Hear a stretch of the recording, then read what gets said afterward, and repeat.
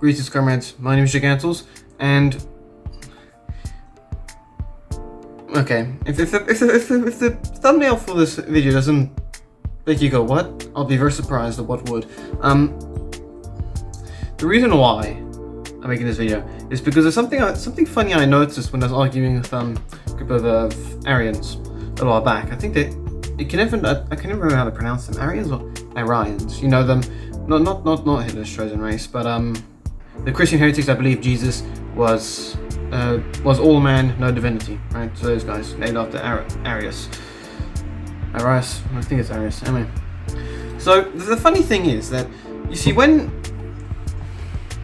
you don't have a lot of evidence for your case, such as Arians, which is the case of Arians, they don't have much evidence for the case at all. It means that they need to make up stuff, or at least try and make up something convincing to make up for that.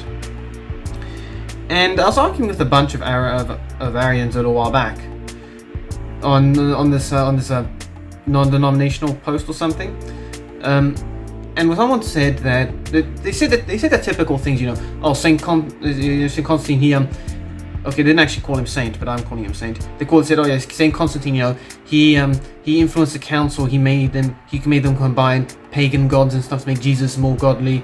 There's some more pagan gods in the Catholic Church and everything created around that point in time, which he's admitting that the Catholic Church is rather old.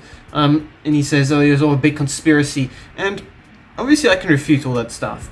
But the one that got me the most was when he said the Arians and the Catholics, when they put to the vote, the Arians lost by a narrow margin.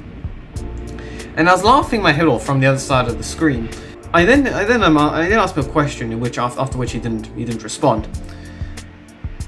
And this isn't exactly what I'm going to tell you now. Is basically not word by word what I told him, but just I'm going to emphasize a few things just to point out how ridiculous the Arian argument is in this case. So concerning the First Council of Nicaea, which took place in 325 AD, if you haven't seen my first Council of Nicaea in a nutshell video, please watch that. I said in that video, when the bishops went to vote whether or not Jesus was completely man or if he was both man and God, there were 318 bishops present, okay, because St. Constantine didn't have a vote. Okay, and Arius wasn't a bishop, so he just went in, did his talk and left. And when the bishops went to vote,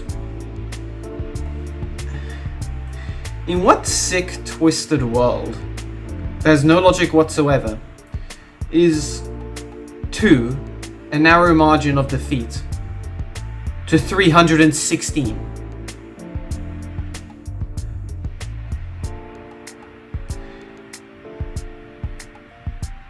In what universe does math like that exist, that 2 is just a narrow defeat compared to 316?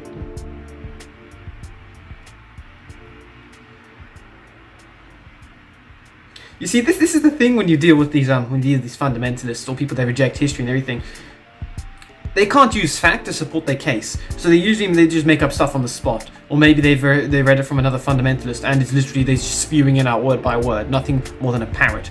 But when you put forward arguments like this and you provide evidence, it's brilliant, because then they can't answer because they realize, wait, what? And they do research and like, oh, and then they block you.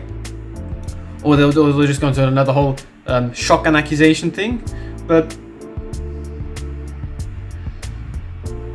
when you deal with people who are in such like a cultic, like anti-intellectual mindset that they would reject evidence to the point that they don't even realize that 316 is 314 away from 2.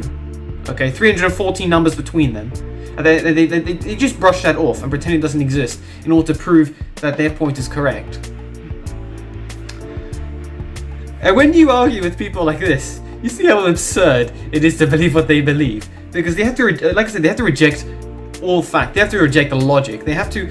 It's a cultic mindset basically. It's anti-intellectual. Everything is right because they say so. Everything is right because they think so. And it's amusing when they come onto like an apologetic site or something and they put forward their claims and then they receive huge amounts of like not backlash but a huge amount of counter arguments against them. And they can't do anything about it because they can't prove it. They just keep churning out memes. And in this case, there were a lot of cultists on that group. Not Eastern Lightning cult, but a lot of Jehovah's Witnesses, a lot of more Latter-day Saints, a lot of independent fundamentalists.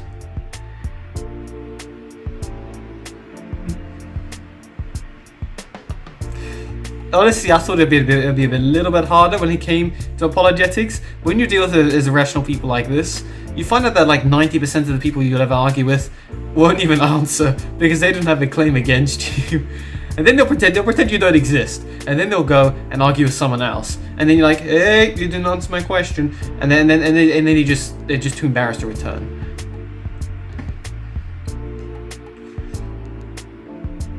But definitely, the word of God, which is truth, will cut through any lies that stand against him. And in doing so, you realize how weak their cases against us are. And you realize just how weak those memes are. Because they usually churn out meme after meme. Or, anti-Catholic, anti-Christian, whatever meme. And then when you do research, you realize how weak those memes are. Which is actually one of the reasons why I'm going to be making a new series in which I'm going to be looking at biblical or anti-biblical, anti-Christian, anti-Catholic memes, and I'll basically be refuting them for you.